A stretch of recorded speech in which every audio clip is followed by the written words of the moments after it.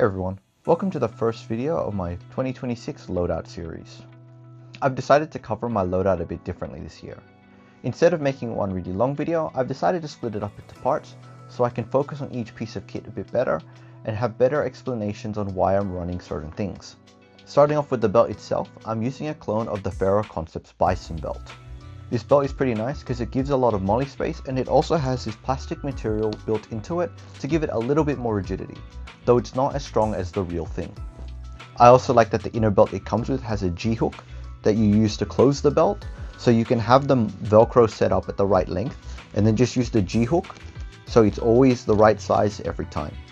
Aside from those pros, I also just like how the Bison belt looks, which is one of the main reasons I went for it. Moving on to what I actually have on the belt, we'll go from my right to left. Starting with the mag pouches, I have two Mazzo Factory Hardcore Henry pouches mounted on a 45-degree angle adapter. The angled adapter is a new addition to this, so I'm still trying to get used to it, but so far it's been pretty cool. These mags sit pretty close to the front of my body, so when they're mounted normally, they can get in the way of crouching or proning. Mounting them at an angle helps get them out of the way, and they can also prevent the plate carrier from interfering with my draw. I normally use them to carry my Dynamags, but since they're at an angle, it also makes them relatively comfortable to hold Talon mags without them getting in the way. Behind those pouches, I have a clone of a HSGI Taco, which I normally use to hold a Talon mag. You might be wondering why I've chosen to use this type of mag pouch just to hold a regular Talon, when I could have just used another Hardcore Henry and I could probably have fit two of them in the same space. The reason for that is I like my kit to be as universal as possible, and I run a lot of different types of blasters, one of which is the Wolver, which takes proprietary mags which fit pretty well in these, but they don't fit in the Hardcore Henrys. The Wolver mags are the main reason why I've gone for the Taco instead of just running another two Hardcore Henry pouches in this space. You might have noticed I've also got a Healer retention lanyard mounted in between my mag pouches. This is mostly here for the style and LARP points, though it can be a little bit useful as you can sort of stick the front of your barrel in between it to help it from jostling around too much when it's slung. Other than that, there's no real purpose for it to be here, and I can just take it off pretty easily if it's getting in the way. Moving further back, I have my dump pouch. I'd use this like any dump pouch where I'd put my empty mags, loose darts, silly shells if I'm running them, and it's also got a drawstring to sort of close the opening if needed. It's a nice dump pouch and I like the Licorice Recoil branding, though I'm not too happy with the depth of the pouch. I'm both happy and unhappy with how deep this pouch is though.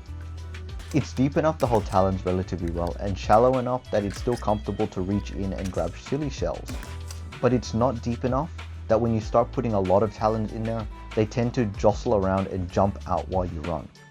You can use the elastic bungee to close it, but then it makes it harder to put more Talons in if needed. It also takes up quite a bit of space on the belt and you can't roll it up when it's not in use, so it can get in the way sometimes. If I'm to change anything on this belt in the near future, it will likely be this.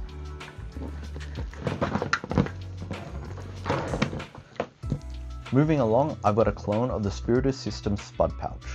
This is a great pouch as it will let you carry pretty much anything in the hobby that you may need. It's got a flap for retention as well if needed, and also bungee retention so you can make the pouch as big or as small as you need. It can fit things like Demolisher rockets and pocket howlers. You can even fit multiples of them at the same time.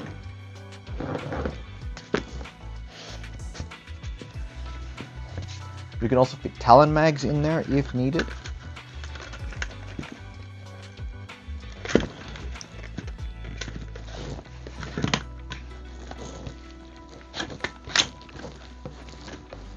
You can fit 3, you can squeeze maybe even a 4th in there as well, which is pretty handy. Or what's pretty neat is you can hold the giant T238 timed grenades, which don't fit in a lot of pouches.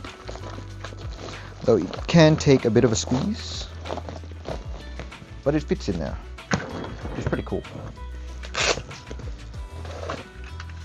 I'll usually have this holding the pocket howlers or grenades, though sometimes I might put talons in here if I want to just run the belt.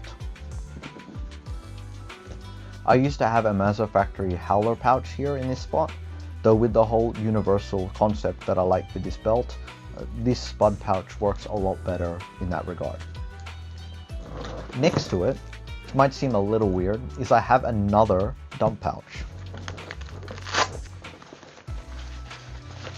I'll usually have it folded, though during large dart sweeps where my main dump pouch will get filled up pretty quick with darts, I can swap over to this pouch. Or if I'm running blasters like the Breacher or Car 98K, where they're easier to reload with my right hand, I'll have the shells or clips stored in this pouch as it's easier to reach with this hand.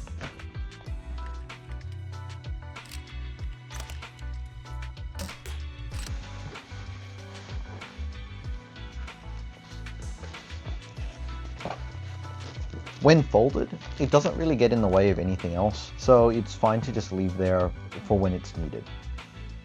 Moving on to the holster setup, I'll just remove the holster itself out of the way. I'm using a clone of the True North Concepts modular holster adapter. This is also a new piece of kit on this belt, and I used to run the Safariland adapter. I didn't really like the Safariland as it was a bit wide and took up a lot of molly space, and it also didn't really have a very comfortable leg strap. The modular holster adapter is a lot more streamlined, so it frees up a lot more space on the belt, and the leg strap is also mounted lower and slimmer, so it doesn't get in the way as much as the Safariland's does.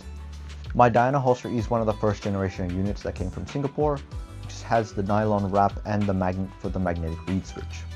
It's a level 2 retention holster, which fits the Diana pretty well, very nicely, and it has a lever which you need to depress in order to remove the Diana.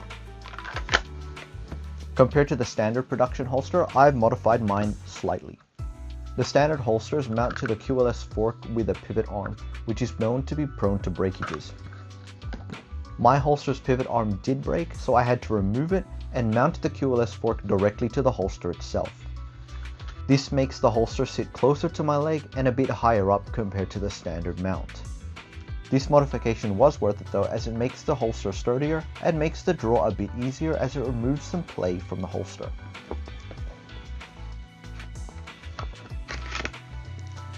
The holster slides onto the QLS fork as normal, and it rides on the belt pretty well. The last thing I have on my belt is this Velcro glove clip. This helps to retain the excess of the belt, but I also use it to hold a couple things as well. The main thing it holds are my gloves, which are Pig FGT Alpha gloves. I love these gloves, and I've shown them in my previous loadout video but in grey, but now as I've moved to more coyote brown loadout, I have them in coyote as well. These gloves don't really impede on your dexterity, but they protect you from finger shots, and you can still use your phone touchscreen while wearing them, which is pretty handy. I also have a set of chem lights attached to this glove clip, and they serve no purpose other than looking cool. I can easily remove them if they're getting in the way and I want a more streamlined kit though.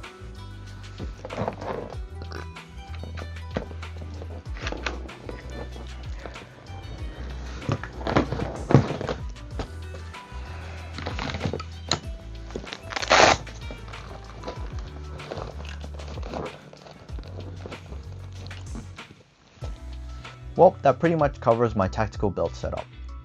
I hope this has given you all some ideas on how to set up your own belt, though I really recommend you go out and try things yourself instead of copying this one-to-one.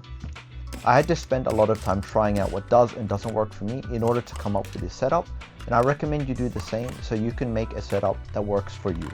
While it's fine to copy a setup as a starting point, it's a good idea to try out things on your own to make your setup work better for you. Stuff on my belt like an expensive holster or a generic magazine pouch makes sense for my use cases because I use my sidearm a lot and I need a one-size-fits-all pouch for the different types of magazines I use. These things, however, wouldn't be as necessary on a very high-speed competition loadout and would just get in the way of movement or do a subpar job compared to a purpose-built solution. So make sure to keep in mind how you like to play and try things out to fit those needs. In the next part of this series, I'll be going over my plate carrier setup. Well, that's it for this video. Thanks for watching, press YouTube buttons, and I'll see you next time.